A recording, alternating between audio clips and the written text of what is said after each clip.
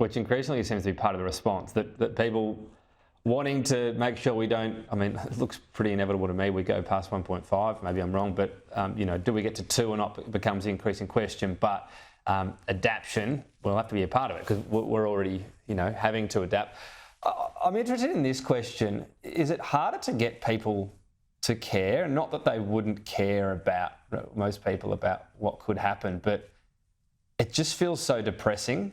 You find yourself just going, I can't read this story today. And that might be happening more and more. And if things aren't clicked on, maybe media doesn't cover it. If media doesn't cover it, governments aren't as pressured. Is that sort of feedback happening now?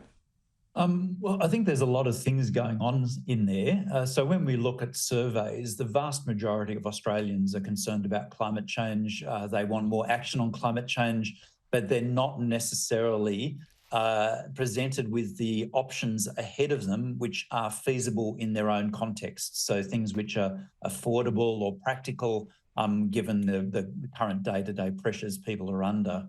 And so part of the challenge for policy and industry is to make change easier for people. And that's why we need research and development to actually generate new options which are better and cheaper than the things we currently have.